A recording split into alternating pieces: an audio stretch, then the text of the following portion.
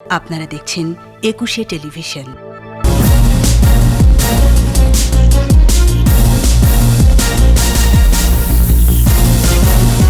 Corona উপসর্গ নিয়ে দেশের বিভিন্ন স্থানে ৮ জনের মৃত্যু, বেড়েই চলছে সংক্রমণ। করোনার চাপে থাকা অর্থনীতি পুনরুদ্ধারের চ্যালেঞ্জ নিয়ে আসছে নতুন বাজেট। ঘাটতির পাশাপাশি বাড়ছে ঋণ নির্ভরতা। সবচেয়ে বেশি সংক্রমণ ঝুঁকি বিমানবন্দরে, এয়ারলাইন্সগুলোর ওপর কড়া নজরদারি, নির্দেশনা না মানলে ফ্লাইট বাতিল। যুক্তরাষ্ট্রে কারফিউ ভেঙে বিক্ষোভ অব্যাহত, ট্রাম্পের বিরুদ্ধে মানবাধিকার সংগঠনের মামলা।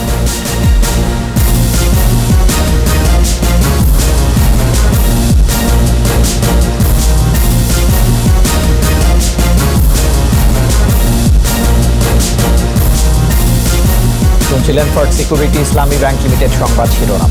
আমন্ত্রণ জানাচ্ছি দুপুর 2টার একুশের সংবাদে। আপনাদের সাথে আছি রিশান মাহমুদ। দর্শক, একুশে টেলিভিশনের সংবাদ একই সাথে সরাসরি দেখতে পাবেন আমাদের ফেসবুক পেজ www.facebook.com/2124 অনলাইন। এছাড়াও সংবাদে আরও থাকছে: জীববৈচিত্র্য ধ্বংস হলে ভারসাম্য হারাবে পরিবেশ, করোনার মতো মহামারী হানা দেবে বারবার।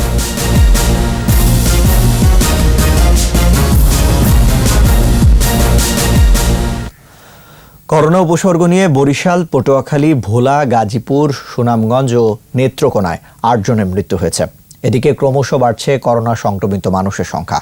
প্রতিনিধিদের সহায়তায় আফসানা নীলা রিপোর্ট। পটুয়াখালীতে করোনা উপসর্গ নিয়ে মারা গেছে 2 জন। এদের মধ্যে একজন পটুয়াখালী হাসপাতালে, অন্যজন মির্জাগঞ্জে মারা যান। ভোলায় মারা গেছে আমির হোসেন নামে এক ব্যক্তি। বরিশালে করোনা আক্রান্ত ও উপসর্গ নিয়ে মারা গেছে 2 জন। নেত্রকোনার মদন উপজেলা স্বাস্থ্য কমপ্লেক্সে করোনার লক্ষণ নিয়ে সন্দু মিয়া নামে একজনের মৃত্যু হয়েছে। মারা যাওয়ার পর পালিয়ে যায় তার স্বজনরা। গাজীপুরের শহীদ তাজউদ্দিন আহমেদ মেডিকেল কলেজ হাসপাতালে আইসোলেশনে থাকা এক ব্যক্তির মৃত্যু হয়েছে। সুনামগঞ্জের ছাতকে করোনা সংক্রমণে মারা গেছেন এক মুক্তিযোদ্ধা। তিনি পৌর এলাকার বাসিন্দা ছিলেন। এদিকে একদিনের ব্যবধানে সুনামগঞ্জে নতুন 31 জনের মধ্যে কোভিড-19 উপস্থিতি পাওয়া গেছে। সিলেটে নতুন আক্রান্তের সংখ্যা 60। এ নিয়ে জেলায় মোট রোগীর সংখ্যা দাঁড়ালো 738। গত 24 ঘণ্টায় রংপুরে 4 পুলিশ সদস্য সহ 10 জন করোনা আক্রান্ত হয়েছেন। আইসোলেশনে থাকা 433 জনের মধ্যে সুস্থ হয়েছেন 98 জন। চুয়াডাঙ্গায় করোনা আক্রান্ত 101 জনের মধ্যে একজন চিকিৎসক ও 3 জন সিনিয়র স্টাফ নার্স সহ স্বাস্থ্য বিভাগের কর্মী ছিল 12 জন। এ পর্যন্ত সুস্থ হয়েছেন 77 জন। ঠাকুরগাঁয়ে এক স্বাস্থ্যকর্মী ও ভূমি অফিসের কর্মচারী সহ নতুন করে 8 জন করোনায় আক্রান্ত হয়েছেন। জেলায় মোট আক্রান্ত 130। পঞ্চগড়ে নতুন করে 2 জনের করোনা শনাক্ত হয়েছে। জেলার 5 উপজেলায় করোনা রোগী 86 জন। আফসানা নীলা, একুশে টেলিভিশন। এবার বাজেট নিয়ে আমাদের বিশেষ আয়োজন।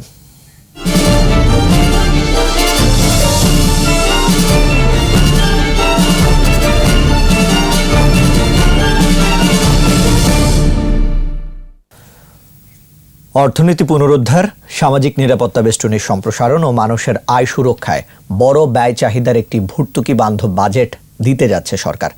করোনার চাপে আছে অর্থনীতি, এই অবস্থায় বড় ঘাটতি থাকছে বাজেটে। বাড়ছে ঋণ নির্ভরতা।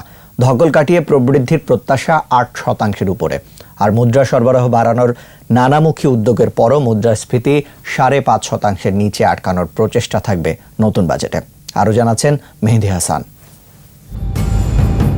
অর্থনৈতিক অগ্রযাত্রায় প্রবৃদ্ধি যখন 2 অঙ্কের ঘর ছুঁই করছে, উন্নত বাংলাদেশ গড়তে অর্থনীতির গতি যখন বেগবান, ঠিক সেই সময় করোনা ভাইরাসের আগ্রাসী থাবায় আক্রান্ত দেশের অর্থনীতি।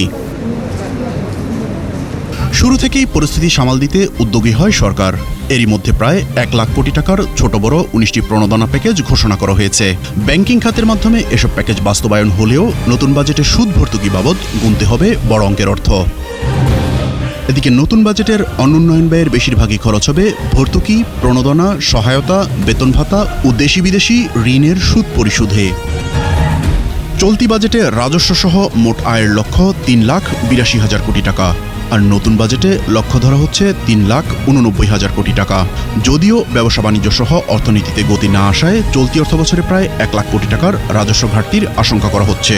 কয়েক বছর ধরে বাজেট ঘাটতির আকার জিডিপির 5% মধ্যেই থাকে, তবে এবার তা 6% পর্যন্ত হতে পারে। মোট বাজেট ঘাটতি দাঁড়াতে পারে 1,90,000 কোটি টাকা। অর্থনীতিবিদরা বলছেন, এবারের বাজেটে বড় ঘাটতি ও ঋণ নির্ভরতা অপ্রত্যাশিত নয়। পরিস্থিতি উত্তরণের উদ্যোগ হিসেবে রাজস্ব ব্যয় বৃদ্ধির দিকেই হাঁটতে হবে সরকারকে। 2021 অর্থবছরটি সরকারের উচিত হবে করোনা সংকট মোকাবেলা এবং করোনোত্তর পরবর্তীকালে অর্থনৈতিক পুনর্গঠন কার্যক্রমে ব্যয় করার উদ্দেশ্যে। প্রতি বছর নর্মালি আমরা 4 থেকে 5% অফ জিডিপি একটা বাজেট ঘাটতি থাকে, কিন্তু এবছর আমি মনে করি সরকারের খরচ অনেক বাড়াতে হবে এবং এই বাজেট ঘাটতি যদি 8 থেকে 10% যায় আমি মনে করি অন্তত বিশেষ করে স্থানীয় পক্ষ থেকে যে এটা সেরকম কোনো সমস্যা সৃষ্টি করবে না। এদিকে বাজেটে ঘাটতি পূরণে সবচেয়ে বেশি চাপ পড়বে ব্যাংকিং খাতে। এবার অভ্যন্তরীণ ব্যাংক ব্যবস্থা থেকে ঋণের লক্ষ্য ধরা হতে পারে 88,000 কোটি টাকা, আর বিদেশি উৎস থেকে নেওয়া হতে পারে 85,000 কোটি টাকা। করোনা মোকাবেলায় রাজস্ব ব্যয় বৃদ্ধির চাপ থাকলেও যথাসময়ে চলমান প্রকল্প শেষ করতে বার্ষিক উন্নয়ন কর্মসূচিতে বরাদ্দ রাখা হয়েছে 2,05,000 কোটি টাকা। ব্যাপক ব্যয় চাহিদার কারণে নতুন বাজেটের আকার বৃদ্ধিকে স্বাভাবিক বলেই মনে করছেন অর্থনীতিবিদরা। পাশাপাশি তাগিদ দিয়েছেন অপ্রয়োজনীয় খরচ কমানোর।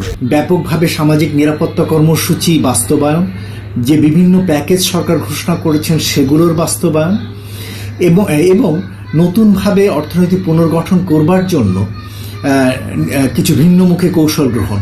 অপ্রয়োজনীয় যে সরকারি খরচ যেগুলো আছে, বিভিন্ন ধরনের প্রজেক্ট যেগুলো আছে, এটা একটা কুইক অ্যাসেসমেন্ট দরকার এবং এই কুইক অ্যাসেসমেন্ট করে এই খরচগুলোকে একদম কাটছাট করা, যাতে এই যে বড় একটা স্টিমুলাস প্যাকেজ ঘোষণা করা হয়েছে সেটাকে অর্থায়ন করা যেতে পারে। 11 জুন সংসদে 2020-21 অর্থ বছরের প্রায় 5,57,000 কোটি টাকার বাজেট পেশ করবেন অর্থমন্ত্রী আ.হ.ম মুস্তফা কামাল, যাতে প্রবৃদ্ধির লক্ষ্যমাত্রা ধরা হতে পারে 8.2% আর মূল্যস্ফীতি 5.4%-এর মধ্যে রাখার চেষ্টা থাকবে। মেহেদী হাসান, 21 টেলিভিশন, ঢাকা। সবচেয়ে বেশি সংক্রমণ ঝুঁকি বিমানবন্দরে, তাই কঠোর স্বাস্থ্যবিধি মেনেই বিমান ভ্রমণ করতে হবে। শাহজালাল আন্তর্জাতিক বিমানবন্দরের পরিচালক তহিদুল হাসান জানিয়েছেন, এয়ারলাইন্সগুলোকে যে নীতিমালা দেওয়া হয়েছে তা মানছে কিনা তা কঠোরভাবে পর্যবেক্ষণ করা হবে। নির্দেশনা না মানলে তাৎক্ষণিক ফ্লাইট বাতিল করারও হুঁশিয়ারি দেন তিনি। জসিম জুয়েলের রিপোর্ট। দীর্ঘ 1.5 মাস পর আবারও আকাশে ডানা মেলেছে বিমান। তবে করোনাকালে বদলে গেছে সবকিছু। কঠোর বিধিনিষেধের মধ্যে যাত্রী থেকে শুরু করে কেবিন ক্রুরা। সিভিল অ্যাভিয়েশনের নির্দেশনা অনুযায়ী টিকিট কাটা থেকে সব ধরনের স্বাস্থ্যগত তথ্য সংগ্রহ করবে এয়ারলাইন্স। কোভিড-19 লক্ষণ থাকলে ভ্রমণে নিরুৎসাহিত করা হবে। বডির তাপমাত্রা যদি কারো কোনো বেশি পাওয়া যায় অথবা কারো যদি কোনো সিমটমস থাকে, সেক্ষেত্রে আমরা তাকে ফ্লাইটে আরোহণ করতে দিব না এবং তাকে আমরা আমাদের ইন্টারন্যাশনাল যে স্বাস্থ্য অধিদপ্তর আছে তাদের কাছে আমরা হ্যান্ড ওভার করে দিব। ফ্লাইট পরিচালনার ক্ষেত্রে এয়ারলাইন্সগুলো যদি নীতিমালা না মানে তাহলে তৎক্ষণাৎ বাতিল করা হবে এয়ারলাইন্সের ফ্লাইট। আমাদের দেশি এয়ারলাইন অপারেটর যারা আছেন, নভো, বিমান এবং ইউএস বাংলা, সবার সাথে আমাদের কয়েকটি ফেজে তাদের সাথে মিটিং হয়েছে। সব নীতিমালা আমরা নির্ধারণ করেছি এবং সেই অনুপাতে সেইভাবেই আমরা ফ্লাইটগুলি পরিচালিত করব এবং তারা সেগুলি কমপ্লাই করলেই শুধুমাত্র তারা ফ্লাইট পরিচালনা করতে পারবে। না হলে যদি আমরা কখনো দেখি যে তারা আমাদের নির্দেশনাবলী বা স্বাস্থ্যবিধি কমপ্লাই করছে না, আমরা সেই ফ্লাইটগুলি বাতিল করে দিব। তবে বিমানবন্দরের পরিচালকের বিশ্বাস, সব এয়ারলাইন্সই কঠোরভাবে স্বাস্থ্যবিধি মেনে তাদের ফ্লাইট পরিচালনা করবে। জসিম জুয়েল, 21 টেলিভিশন, ঢাকা। করোনাকালে এসেছে বিশ্ব পরিবেশ দিবস। জীববৈচিত্র্য ধ্বংস হলে ভারসাম্য হারাবে পরিবেশ, বিরাট ক্ষতির মুখে পড়বে মানবজাতি। করোনার মতো মহামারী হানা দেবে বারবার। এই অবস্থায় পরিবেশ রক্ষায় এখনই সব দেশকে নতুন করে ভাববার আহ্বান পরিবেশ বিজ্ঞানীদের। করোনার কারণে দিবসটিতে এবার সরকারিভাবে আনুষ্ঠানিক কোনো আয়োজন থাকছে না। মফির রহমানের রিপোর্ট। শুষ্ক মরুভূমি থেকে বরফাবৃত কঠিন পর্বত, ভীষণ বৈচিত্র্যময় এই জগৎ। অর্থনৈতিক কর্মকাণ্ড চালাতে গিয়ে মানুষই পরিবেশের ক্ষতি করছে। বেড়েই চলেছে গ্রিনহাউস গ্যাস নিঃসরণ, বাড়ছে তাপমাত্রা, সমুদ্রপৃষ্ঠের উচ্চতা বাড়ছে, ঘূর্ণিঝড়, জলোচ্ছ্বাস, বন্যা, ভূমিধসের মতো প্রাকৃতিক দুর্যোগ হানা দিচ্ছে বারবার। এর ফলেই ধ্বংস হচ্ছে জীববৈচিত্র্য। এবারের পরিবেশ দিবসের স্লোগান জীববৈচিত্র্য। বিশেষজ্ঞরা বলছেন পরিবেশ চক্র বজায় রাখতে জীবজগতের ভূমিকা গুরুত্বপূর্ণ। কোনো একটি প্রজাতি ধ্বংস হলে মানুষের জন্য তা হুমকি। 6 ভাগের 1 ভাগ ধ্বংস হয়ে গেছে, এটাকে বলা হচ্ছে 4th গ্রেট এক্সটিংশন। এটা সঙ্গে জলবায়ু পরিবর্তনের সম্পর্ক আছে, এটার সঙ্গে আমাদের জীবন পদ্ধতির সম্পর্ক আছে। পানির নিচে, পানির উপরে, মাটির নিচে, মাটির উপরে যত আমাদের বায়োডাইভার্সিটি বা জীববৈচিত্র্য সম্পদ সবই আজকে বিপদের সম্মুখীন। কোভিডের ওষুধ হয়তো রয়েছে আশপাশে কোনো গাছে বা প্রাণীর দেহে, তাই পরিবেশ রক্ষায় এখনই সচেতন হওয়া প্রয়োজন। পরিবেশকে রক্ষা করেই জীববৈচিত্র্য টিকিয়ে রাখতে হবে মানুষের স্বার্থেই। মফিউর রহমান, একুশে টেলিভিশন, ঢাকা।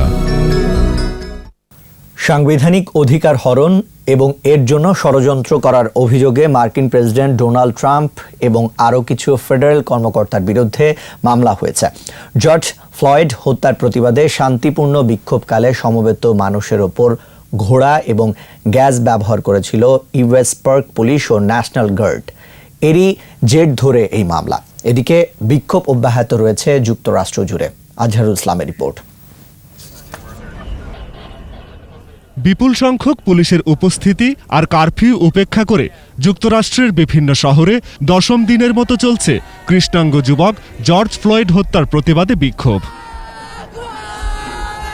এরই মাঝে প্রেসিডেন্ট ডোনাল্ড ট্রাম্প মার্কিন অ্যাটর্নি জেনারেল সহ কয়েকজন ফেডারেল কর্মকর্তার বিরুদ্ধে মামলা করেছে যুক্তরাষ্ট্রের নাগরিক অধিকার সংগঠনগুলো। হোয়াইট হাউসের কাছে এক শান্তিপূর্ণ সমাবেশে রক্ষীদের হামলার ঘটনায় মামলাটি করা হয়। এই আইনি পদক্ষেপ নিয়েছে American civil service union, black lives matter সহ বেশ কয়েকটি নাগরিক অধিকার সংগঠন। সাংবিধানিক অধিকার হরণ এবং অধিকার বঞ্চিত করতে ষড়যন্ত্রে লিপ্ত হওয়ার অভিযোগ আনা হয় ট্রাম্প এবং অন্যান্য কর্মকর্তার বিরুদ্ধে। এদিকে বিক্ষোভের সময় 10,000-এর বেশি মানুষকে গ্রেফতার করা হয়েছে। সবচেয়ে বেশি গ্রেফতার হয়েছে লস অ্যাঞ্জেলসে। এছাড়া নিউ ইয়র্কে কারফিউ উপেক্ষা করে বিক্ষোভ অনুষ্ঠিত হয়। এ সময় ক্ষুব্ধ জনতা পুলিশের সাথে সংঘর্ষে জড়িয়ে পড়ে। বিক্ষোভের পাশাপাশি ফ্লয়েডের স্মৃতির প্রতি শ্রদ্ধা জানানোর কর্মসূচি চলছে যুক্তরাষ্ট্র জুড়ে। আজহারুল ইসলাম, একুশে টেলিভিশন। নিচ্ছি বিরতি। স্বাস্থ্যবিধি মেনে চলুন, সুস্থ থাকুন। যখন ফিরছি তখন অন্যান্য খবরের সঙ্গে আরও থাকবে। মোহাম্মদ নাসিমের মস্তিষ্কে রক্তক্ষরণের পর অস্ত্রোপচার, অবস্থা স্থিতিশীল। এডিস মশা নিধনে কাল থেকে ঢাকা উত্তরে চিরুনি অভিযান। 54 ওয়ার্ডে একযোগে চলবে 10 দিন। আবার আমন্ত্রণ দুপুর 2টার 21 সংবাদ। করোনা ভাইরাসে আক্রান্ত আওয়ামী লীগের সভাপতি মণ্ডলীর সদস্য সাবেক স্বাস্থ্যমন্ত্রী মোহাম্মদ নাসিমের মস্তিষ্কে রক্তক্ষরণের পর অস্ত্রোপচার সফলভাবে সম্পন্ন হয়েছে। এখন তার অবস্থা স্থিতিশীল, তবে আগামী 2 দিন তাকে আইসিইউতে থাকতে হবে বলে জানিয়েছেন চিকিৎসকরা। শুক্রবার ভোরে রাজধানীর বাংলাদেশ স্পেশালাইজড হাসপাতালে তার ব্রেন স্ট্রোক করে। শারীরিক অবস্থার অবনতি হলে অস্ত্রোপচারের সিদ্ধান্ত নেয় চিকিৎসকরা। সার্বক্ষণিক খোঁজ খবর রাখছেন প্রধানমন্ত্রী। গত সোমবার শ্বাসকষ্ট নিয়ে বাংলাদেশ স্পেশালাইজড হাসপাতালে ভর্তির পর মোহাম্মদ নাসিমের করোনা ভাইরাস শনাক্ত হয়। তার সুস্থতার জন্য সকলের কাছে দোয়া চেয়েছেন নাসিমের পরিবার। বাজারে সবজি সহ সব পণ্যের সরবরাহ স্বাভাবিক। কমেছে পেঁয়াজ, রসুন ও আদার দাম। তবে মধু মাসে ফলের মূল্য কিছুটা বাড়তি। করোনাকালে ছুটির দিনে বাজারে নেই আগের মতো ভিড়। সাইদুল ইসলামের রিপোর্ট। ছুটির দিনে বাজারে এমনিতেই থাকে ভীষণ ভিড়। তবে করোনা সংক্রমণ বৃদ্ধি পাওয়ায় বাজারে ক্রেতার উপস্থিতি কম। তারপরও বাজারগুলোতে মানা হচ্ছে না শারীরিক দূরত্ব। বাজারগুলোতে শাকসবজির অভাব নেই। কাঁকড় কেজি দিলে 50, বেগুন কেজি দিলে 50, আবার করলা কেজি দিলে 70 টাকা, গাজর হলো 100 টাকা। সবজির দাম মোটামুটি সহনীয় পর্যায়ে আমি মনে করি আর কি। মাছের বাজার কিছুটা চড়া। অন্য কাঁচামালের দাম ঠিক আছে, স্বাভাবিক সবকিছুই, কিন্তু মাছের বাজারটা একটু বেশি মনে হইলো। পোয়া মাছ 500 টাকা কেজি, গুলশা 650, বোয়াল মাছ 500 টাকা কেজি, রুই মাছ 350 টাকা কেজি। খাসির মাংসের দাম কিছুটা কমেছে, আগের দামে বিক্রি হচ্ছে গরুর মাংস। চামড়াটা 150-200 টাকা, 250 টাকা পিস। একটা মানে 5 পিনা গরুর দাম 200-250 টাকা, মানে এই কারণে গরুর দামটা একটু গোস্তের দামটা একটু বেশি। মধু মাসে বাজারে ফলের দাম কিছুটা বেড়েছে, দাম নিয়ে বিপরীতমুখী প্রতিক্রিয়া ক্রেতা বিক্রেতার। রোজার আগে দাম ছিল, এখন ফলের সিজন তো এখন দাম কম সবকিছুই। রোজাদের মানুষ খাইছে বেশি, এখন তো কম খায়, এখন দাম বেশি। মুদিমালের পর্যাপ্ত যোগান থাকায় দাম স্বাভাবিক রয়েছে। নিত্য প্রয়োজনীয় দ্রব্য অনেক স্থিতিশীল চলে আসছে। না, বাজারে তো তেমন কোনো শর্ট নাই, মোটা পর্যাপ্ত পরিমাণ মাল আছে। সাইদুল ইসলাম, একুশে টেলিভিশন, ঢাকা। এডিস মশা নিধনে কাল থেকে চিরুনি অভিযান শুরু করছে ঢাকা উত্তর সিটি কর্পোরেশন। ঝুঁকিপূর্ণ 5টি ওয়ার্ড সহ 54টি ওয়ার্ডে একযোগে 10 দিনের জন্য অভিযান শুরু হবে। মেয়র জানান, মশা নিধনের পর্যাপ্ত ওষুধ মজুদ আছে। এছাড়া 5টি মাতৃসদনে নাগরিকদের জন্য বিনামূল্যে ডেঙ্গু পরীক্ষারও ব্যবস্থা করেছে ঢাকা উত্তর সিটি কর্পোরেশন। মাহমুদ হাসানের রিপোর্ট। গেল বছরের জুন জুলাইয়ে নিয়ন্ত্রণহীন হয়ে পড়ে এডিস মশা, ফলে একরকম মহামারী আকারে ছড়িয়ে পড়ে ডেঙ্গু। কয়েক মাসে আক্রান্ত হয় ৭৮,০০০ মানুষ। গত বছরের সংকট আর অভিজ্ঞতাকে কাজে লাগিয়ে এবার আগে থেকেই মশা মারতে প্রস্তুত ঢাকা উত্তর সিটি কর্পোরেশন। 54টি ওয়ার্ডে একসাথে এডিস মশার বিরুদ্ধে অভিযান শুরু করছে তারা। আগামী 6 তারিখ থেকে অন্যান্য যে জোন যেগুলো ছিল সেখানে কিন্তু চিরুনি অভিযানটা হবে।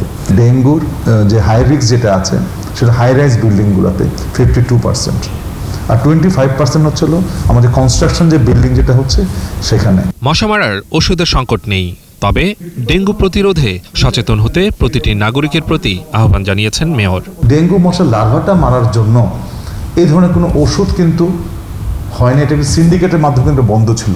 নতুন 2টি কোম্পানি তারা গ্র্যানুয়েলস নিয়ে আসছে। আজকে যে কোনো বাসায় ছাদ ঢালাই হলো অথবা কনস্ট্রাকশন হচ্ছে, তারা দোকান থেকে কিনে এটা ছিটিয়ে দিবে এবং ছিটিয়ে দিলে সেই বাসা বাড়িতে 3 মাসের জন্য কোনো লার্ভার জন্ম হবে না। নগরবাসীর স্বাস্থ্য সুরক্ষার বিষয়টি গুরুত্ব দিয়েই দেখছে সিটি কর্পোরেশন। করোনা এই আতঙ্কের জন্য অনেক ডেঙ্গু রোগী আছে যারা হসপিটালে টেস্ট করাতে পারছে না বা যাচ্ছে না। সেই কথা মাথায় রেখে 5টি যে নগর মাতৃসদন আছে এবং 22টি নগর স্বাস্থ্য কেন্দ্র আছে, এখানে কিন্তু আমরা বিনামূল্যে সবাই কিন্তু সেখানে পরীক্ষা করাতে পারে। এপ্রিল থেকে এডিস মশাবাহিত ডেঙ্গু মৌসুম শুরু হয়। চলতি বছর এই পর্যন্ত ডেঙ্গুতে আক্রান্ত হয়েছেন 320 জন। আক্রান্তদের মধ্যে 298 জন সুস্থ হয়েছেন। মাহমুদ হাসান, একুশে টেলিভিশন, ঢাকা। এবার আমাদের সাপ্তাহিক আয়োজন সোশ্যাল ইসলামী ব্যাংক লিমিটেডের সৌজন্যে আমার বাংলা।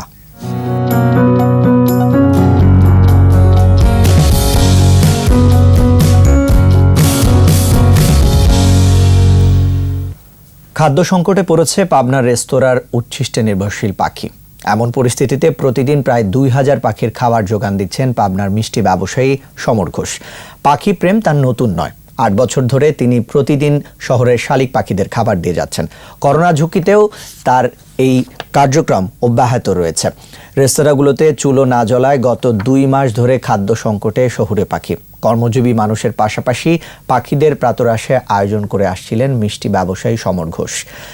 করোনার ঘরবন্দি দিনগুলোতেও তার ওপর নির্ভরশীল পাখিদের খাবার দিতে ভুলেননি তিনি। করোনা ঝুঁকিতেও সমর ঘোষের নিঃস্বার্থ ভালোবাসায় মুগ্ধ পরিবেশবিদরা। আবারও বিরতি নিচ্ছি। স্বাস্থ্যবিধি মেনে চলুন, সুস্থ থাকুন।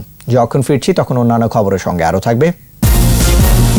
বিশ্বে 24 ঘন্টায় করোনা আক্রান্ত 1,29,000, মৃত্যু 5,000। টাইগারদের শ্রীলঙ্কা সফরের বিষয়ে সিদ্ধান্ত কয়েকদিনের মধ্যে, সফর বাতিল হলে ব্যক্তিগত অনুশীলন।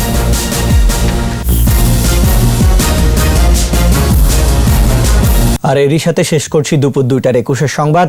যাবার আগে ফার্স্ট সিকিউরিটি ইসলামী ব্যাংক লিমিটেড সংবাদ শিরোনামগুলো আরও একবার। করোনা উপসর্গ নিয়ে দেশের বিভিন্ন স্থানে 8 জনের মৃত্যু, বেড়েই চলেছে সংক্রমণ। করোনার চাপে থাকা অর্থনীতি পুনরুদ্ধারের চ্যালেঞ্জ নিয়ে আসছে নতুন বাজেট, ঘাটতির পাশাপাশি বাড়ছে ঋণ নির্ভরতা। সবচেয়ে বেশি সংক্রমণ বিমানবন্দরে, এয়ারলাইন্সগুলোর ওপর কড়া নজরদারি, নির্দেশনা না মানলে ফ্লাইট বাতিল। যুক্তরাষ্ট্রে কারফিউ ভেঙে বিক্ষোভ অব্যাহত, ট্রাম্পের বিরুদ্ধে মানবাধিকার সংগঠনের মামলা।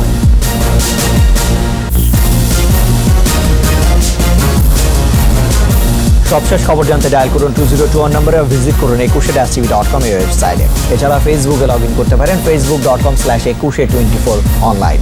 আমাদের পরবর্তী সংবাদ সন্ধ্যা 6টায় দেখার আমন্ত্রণ রইল। 21-এর সাথেই থাকুন, স্বাস্থ্যবিধি মেনে চলুন, সুস্থ থাকুন।